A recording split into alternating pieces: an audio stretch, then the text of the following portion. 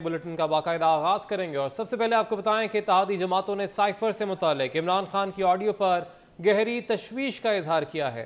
وزیر اعظم شہباز شریف کی زیر صدارت اتحادی جماعتوں کے اجلاس میں ملکی سلامتی اور قومی مفادات سے سنگین کھیل کھیلنے اور اداروں پر حملوں کی شدید مذمت کی گئی۔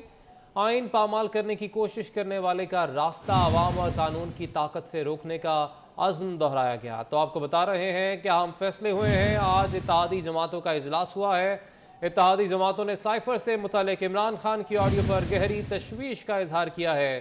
وزیر اعظم شہباز شریف کی زیر صدارت اتحادی جماعتوں کے اجلاس میں ملکی سلامتی اور قومی مفادات سے سنگین کھیل کھیلنے اور اداروں پر حملوں کی شدید مذمت کی گئی۔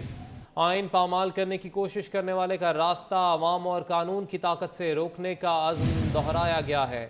اہم اجلاس ہوا جس کی صدارت وزیر اعظم شہباز شریف نے کی ہے۔ اتحادی جماعتوں کا یہ اجلاس ہوا اور اس میں اہم فیصلے کیے گئے ہیں۔ تشویش کا اظہار کیا گیا ہے سائفر کے معاملے پر اور عمران خان کی آڈیوز کے حوالے سے، جبکہ آپ کو بتاتے چلیں کہ ملک کی سلامتی اور قومی مفادات سے سنگین کھیل نہیں کھیلنے دیا جائے گا اور اداروں پر حملہ کسی صورت جو ہے وہ قبول نہیں ہے۔ اس کی شدید مذمت کی گئی ہے۔ اس اجلاس میں آئین پامال کرنے کی کوشش کرنے والے کا راستہ عوام اور قانون کی طاقت سے روکنے کا عزم جو ہے آج کے اجلاس میں دہرایا گیا ہے۔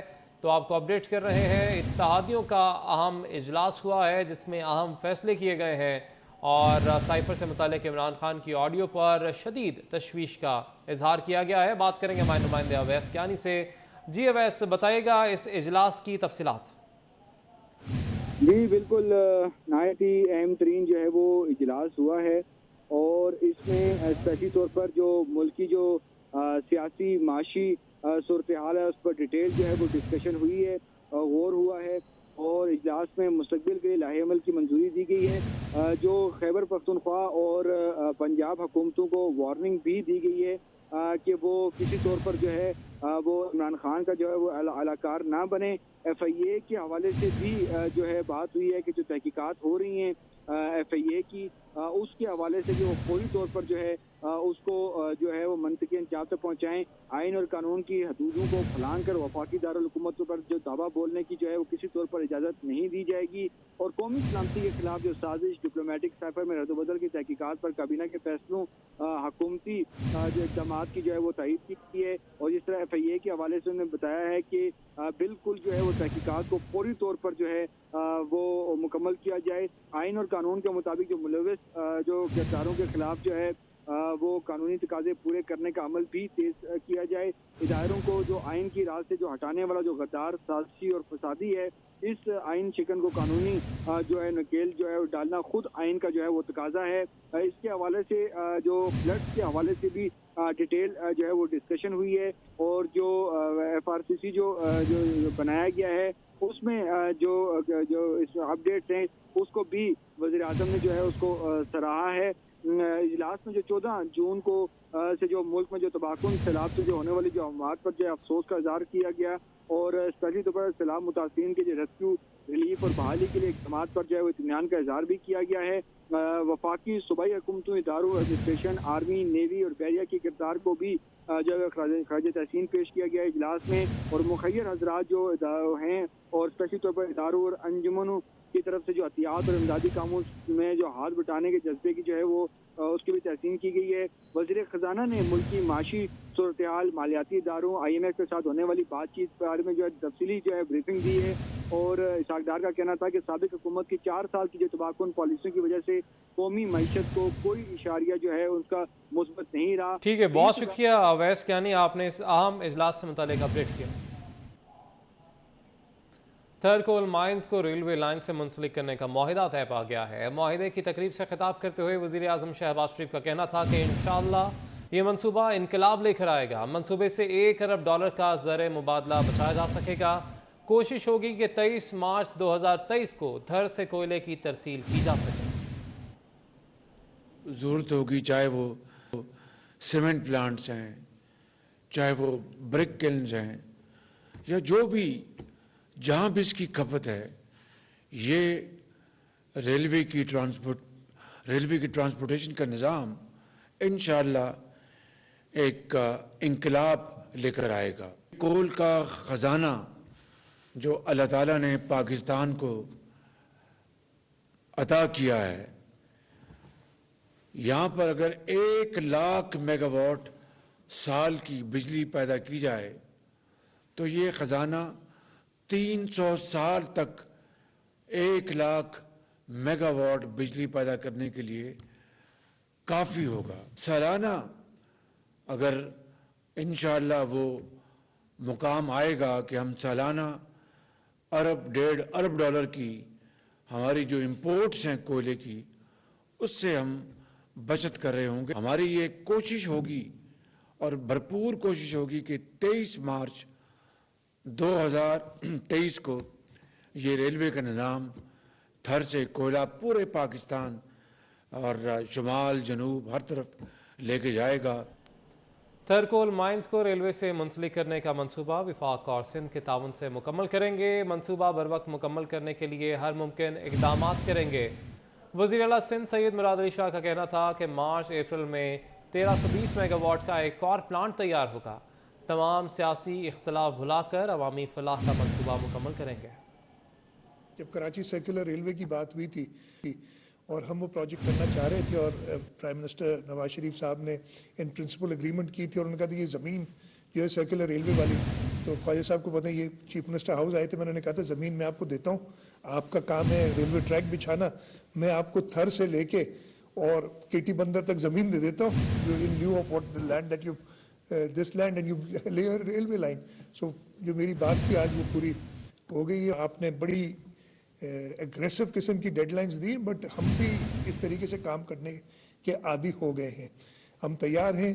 یہ پاکستان کا انرجی سورس ہے، تھر کا کوئلہ، یہ جب یہ ہمارا پہلا ہی یہ 660 کے بعد اب جب 660 اور آئے گا تو اس کی قیمت مجھے ایگزیکٹلی یاد نہیں، خرم صاحب کو شاید یاد ہے، بٹ بڑی ہم نے لگایا تھا کہ 4-5 سینٹ کی بجلی ہم پیدا کریں گے۔ اب ہم نے پورٹ قاسم تک ریلوے لائن بچھا دی، آپ تو کہہ رہے ہیں زر مبادلہ بچائیں گے، اللہ تعالیٰ اس تھر کول سے زر مبادلہ کمائیں گے۔ Army chief general Qamar Javed Bajwa کا بڑا اعلان۔ آرمی چیف کا کہنا ہے کہ مقررہ مدت پوری ہونے پر اپنے عہدے سے سبکدوش ہونے کے وعدے پر عمل کروں گا۔ یہ بات انہوں نے واشنگٹن میں پاکستانی سفارت خانے میں ظہرانے کے موقع پر خطاب میں کہی۔ انہوں نے کہا کہ مسلح افواج نے خود کو سیاست سے دور کر لیا ہے اور اسی طرح رہنا چاہتے ہیں۔ معیشت کو بحال کرنا تمام طبقات کی اولین ترجیح ہونی چاہیے۔ مضبوط معیشت کے بغیر قوم اپنے اہداف حاصل نہیں کر سکے گی۔ مضبوط معیشت کے بغیر سفارتکاری نہیں ہو سکتی۔ تفصیلات کے لیے یہ رپورٹ دیکھیں۔ سالار جنرل قمر جاوید باجوہ نے ایک دفعہ پھر دو ٹوک الفاظ میں اپنی مدت ملازمت کے حوالے سے افواہوں کی تردید کر دی۔ واشنگٹن میں پاکستانی سفارت خانے کی جانب سے دیے گئے ظہرانے کے موقع پر خطاب کرتے ہوئے کہا کہ وہ اپنی مدت ملازمت پوری ہونے کے بعد وعدے کے مطابق اپنے عہدے سے سبکدوش ہو جائیں گے۔ اپنے خطاب میں انہوں نے مزید کہا کہ مسلح افواج نے خود کو سیاست سے دور کر لیا اور اس طرح رہنا چاہتے ہیں۔ قوم کے لیے درد دل رکھنے والے army chief general Qamar Javed Bajwa نے یہ بھی کہا کہ ملک کی بیمار معیشت کو بحال کرنا معاشرے کے تمام طبقات کی اولین ترجیح ہونی چاہیے، کیونکہ مضبوط معیشت کے بغیر قوم اپنے اہداف حاصل نہیں کر سکے گی۔ آرمی چیف امریکہ کے سرکاری دورے پر ہیں، جہاں انہوں نے امریکی وزیر دفاع لارڈ جیمز آسٹن، مشیر امریکی قومی سلامتی اور نائب امریکی وزیر خارجہ سے ملاقات میں باہمی دلچسپی کے امور پر تبادلہ خیال کیا۔ آرمی چیف کے تقرر پر ابہام خاصی حد تک ختم ہو گیا۔ نئے آرمی چیف کی تقرری کا عمل رواں ماہ کے آخر میں شروع ہوگا۔ آرمی چیف کی تقرری پروقار طریقے سے ہوگی۔ وزیر دفاع خواجہ آصف کہتے ہیں کہ عمران خان نے اسٹیبلشمنٹ سے بات چیت کے لیے صدر مملکت کے ہاتھ پیغام بھجوایا ہے۔ عمران خان کو ابھی مزید تڑپنے دو۔ سائفر کی کاپی وزیر اعظم ہاؤس سے کہاں غائب ہو گئی؟ آڈیو لیکس کی وجہ سے عمران خان کی بیرونی سازش کا بھانڈا پھوٹ گیا۔ لاہور میں عمران خان نے آج پھر ہٹلر کی یاد تازہ کر دی۔ پی ٹی آئی عہدیداروں سے ہٹلر کے انداز میں ہاتھ اٹھا کر حلف لیا گیا۔ ہر ضلع سے 6000 افراد کو لانگ مارچ میں لانے کا ٹاسک دیا گیا۔ سوشل میڈیا پر انوکھی حلف برداری مسلسل تنقید کی زد میں ہے۔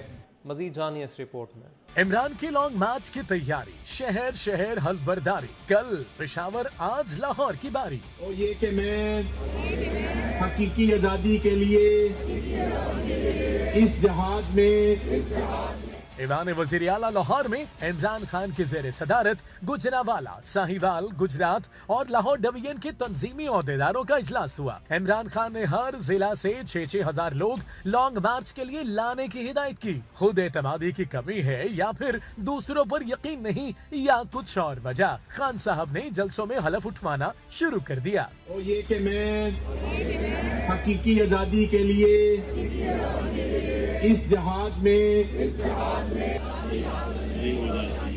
अल्लाह ताला हम सबका हामी और नासर हो। खान साहब खुद स्टेज पर खड़े होते हैं और सलामी लेने के अंदाज में उनका भी हाथ उठा होता है। देखने वालों को हिटलर की याद आ जाती है। हमारे यहाँ तो जब कसम खानी हो, जब ओथ लेना हो, तो हम खुदा को हाजिर नाजिर जान के ओथ लेते हैं। कोई कुरान पे ओथ लेता है, कोई खुदा को हाजिर नाजिर जान के ओथ लेता है। कल के मजमे में जो उन्होंने हाथ हिलाया, जो भी उन्होंने किया, मैं तो नहीं चाहता कि वो मैं इशारा भी करूं। क्यों? क्योंकि वो इशारा तो हिटलर का है।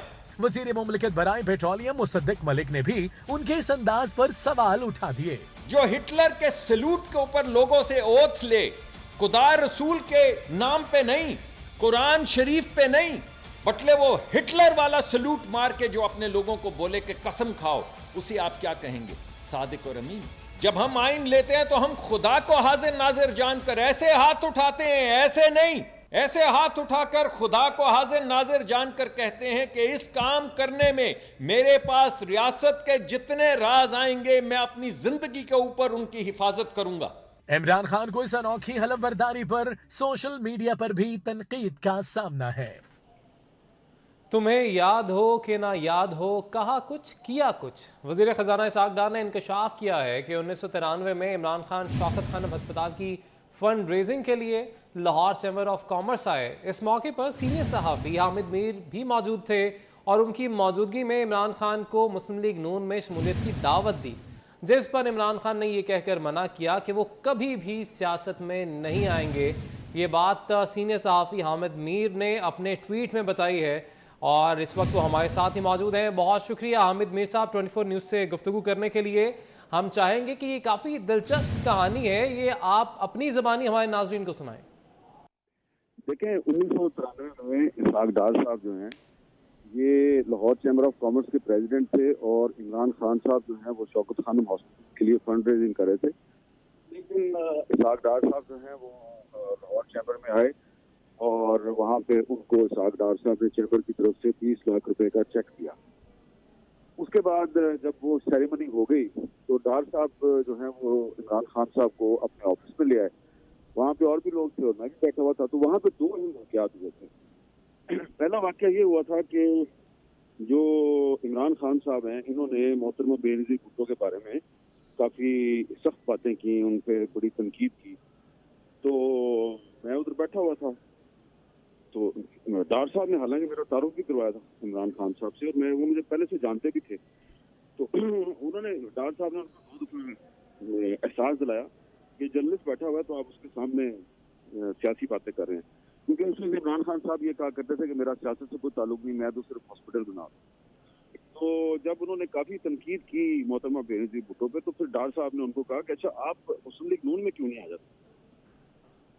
तो इमरान खान साहब ने कहा नहीं नहीं, मेरा तो सियासत से कोई ताल्लुक ही नहीं, मैं तो सियासत से दूर रहता हूँ। मुझे तो जनरल ज़ियाउल हक ने भी कहा था जब जिलेजो की हुकूमत ने बरतरफ की थी, तो उसके बाद जो निगरान हुकूमत बनाई थी उसमें तो मुझे ज़ियाउल हक साहब जाना चाहते थे, लेकिन मैंने इनकार कर दी, मेरे सियासत में। तो मैंने फिर जंग अखबार में ये उनका जो बेनज़ीर भुट्टो साहबा के बारे में जो उनका स्टेटमेंट था उसको मैंने रिपोर्ट कर दिया। ये हुआ कि इमरान खान साहब जो हैं उन्होंने दबाव डाला मुझ पर कि जी आप इसकी तरदीद करेंगे। मैंने ये बातें नहीं की।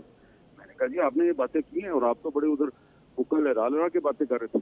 तो उन्होंने कहा नहीं नहीं देखे ना वो मेरे पे प्रेशर आ गया तो आप जो है वो इसकी तरदीद करेंगे। तो मैंने तरदीद नहीं की। तो इमरान खान साहब ने बाकायदा प्रेस कॉन्फ्रेंस करके ना तो तरदीद कर दी कि मैंने ये बात नहीं की।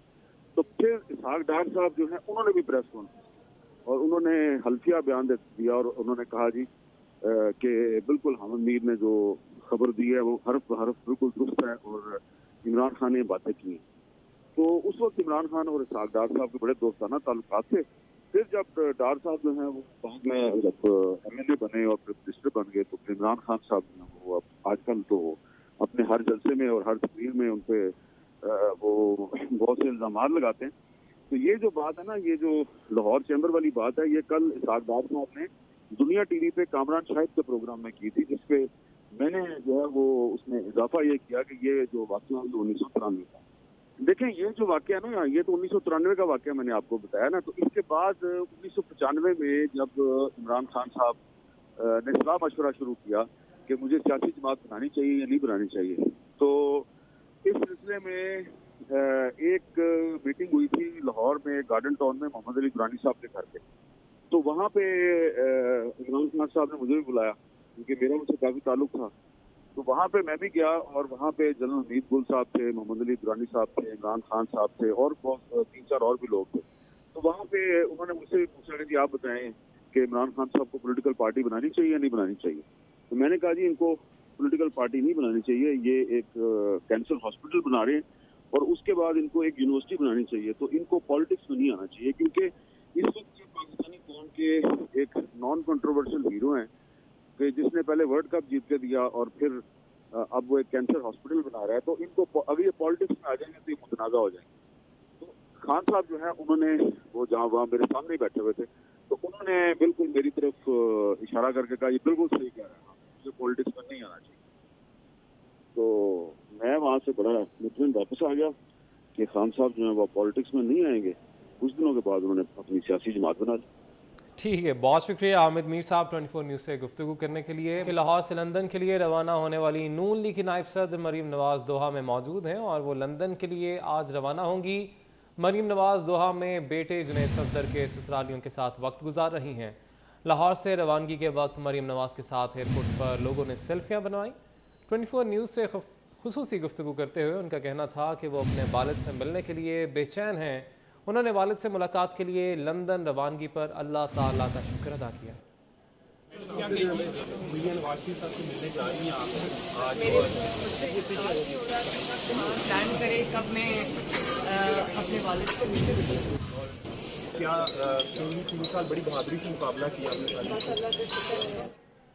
مریم نواز سے ملاقات کے لیے ان کے بھائی حسین نواز بھی بے چین ہیں. لندن میں میڈیا سے گفتگو میں ان کا کہنا تھا کہ بہن سے دکھ سکھ بانٹیں گے اور دل کا حال سنائیں گے. مریم نواز سے آخری ملاقات 4 سال پہلے ہوئی تھی اور پھر انہیں گرفتار کر لیا گیا تھا. ان کا کہنا تھا کہ ہم نے خاندانی صدمے الگ الگ سہے. بے حیا عمران خان کے ہاتھوں بہن کو جیل جاتے دیکھا. میری جب اپنی ہمشیرہ سے ملاقات ہوئی تھی اس دن ہوئی تھی جس دن وہ یہاں سے میاں صاحب کے ساتھ واپس پاکستان گئی تھیں، جہاں ان کو لاہور ایئرپورٹ پر گرفتار کر لیا گیا تھا. اس کے بعد میری ملاقات نہیں ہوئی اور خواہ والدہ صاحبہ کے انتقال کا صدمہ تھا یا پھر جو ہے اپنا دادی صاحبہ کے انتقال کا صدمہ تھا، وہ سب جو ہے علیحدہ علیحدہ ہی جو ہے نا ہم لوگوں نے سہے.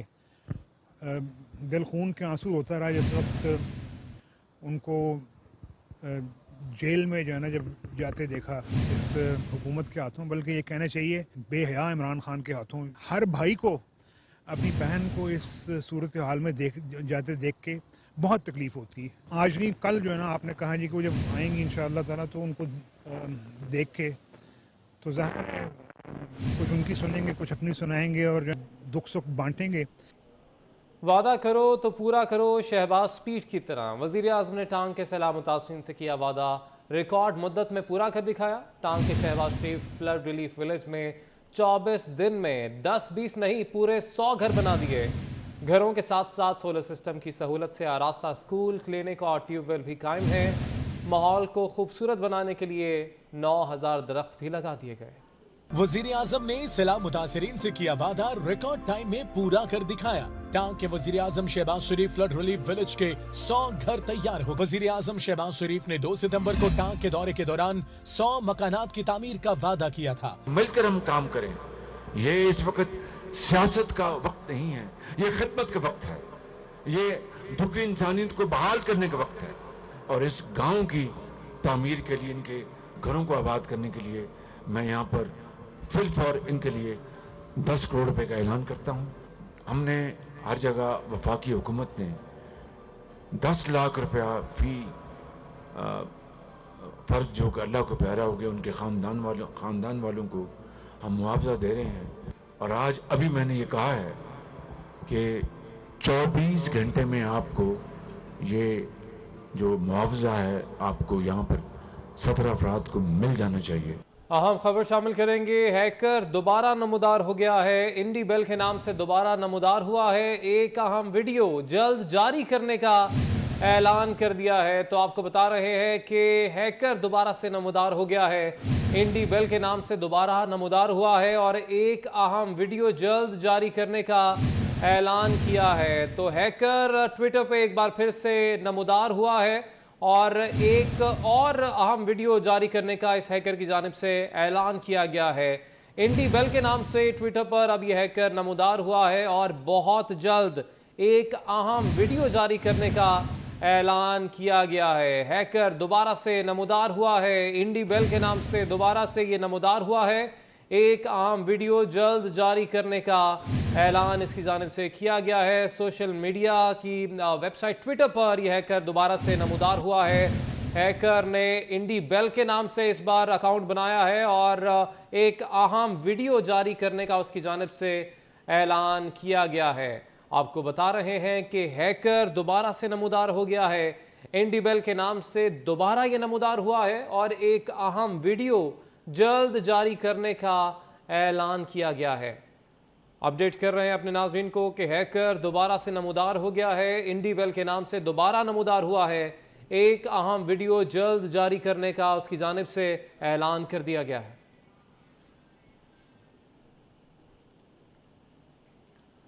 اب آپ کو بتائیں کہ ڈالر وزیر خزانہ اسحاق ڈار سے ڈر گیا. انٹر بینک میں ڈالر 223.94 روپے پر آ گیا. 22 ستمبر کے بعد سے ڈالر 15.77 روپے سستا ہو چکا.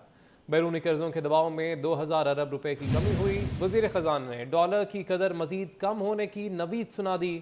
کہتے ہیں ڈالر 200 روپے سے نیچے آئے گا.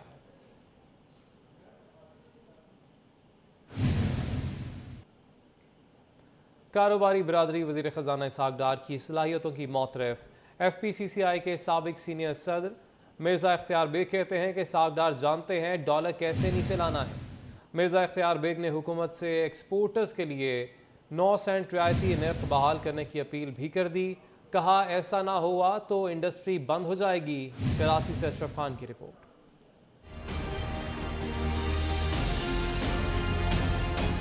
روپے کی قدر میں بہتری آنے پر صنعت کاروں کا اعتماد بحال ہونے لگا. ایف پی سی سی آئی کے سابق سینئر نائب صدر مرزا اختیار بیگ کا کہنا ہے کہ روپے کی قدر میں بہتری ملکی معیشت کے لیے بہت اچھا ہے. وفاقی وزیر بیرون ممالک سے رقوم کی غیر قانونی طور پر منتقلی پی ٹی آئی کے خلاف کراچی میں مقدمہ درج کر لیا گیا ہے.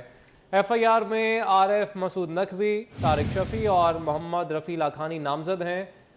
9 بلین روپے امن فاؤنڈیشن کے اکاؤنٹ میں فورن ٹیلی گرافک ٹرانسفر کے ذریعے منتقل ہوئے. ملزمان پر فنڈز کی اصل نوعیت، مقام، نقل و حرکت اور ملکیت چھپانے کا الزام ہے. تو آپ کو اپڈیٹ کر رہے ہیں بیرون ممالک سے رقوم کی غیر قانونی طور پر منتقلی پی ٹی آئی کے خلاف کراچی میں مقدمہ درج کر لیا گیا ہے. ایف آئی آر میں عارف مسعود نقوی، طارق شفیع اور محمد رفیع لاکھانی نامزد ہیں.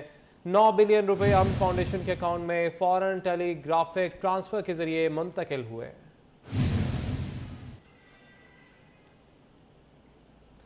گجرانوالہ میں جشن عید میلاد النبی صلی اللہ علیہ وآلہ وسلم مذہبی عقیدت و احترام سے منانے کے حوالے سے تیاریاں زور و شور سے جاری ہیں، جس کے لیے شہر بھر کے گلی محلوں، گھروں اور مساجد کو خوبصورت لائٹس اور برقی کمکموں سے سجایا جا رہا ہے. مزید جانیں گے ہمارے نمائندے زاہد اقبال رانا سے. جی زاہد بتائے گا.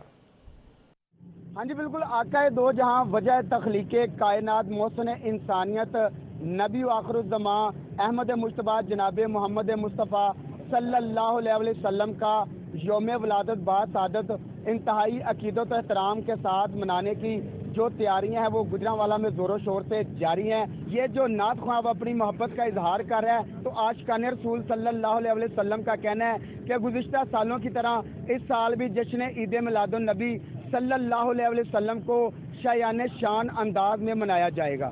بہت شکریہ زاہد، آپ نے اپڈیٹ کیا.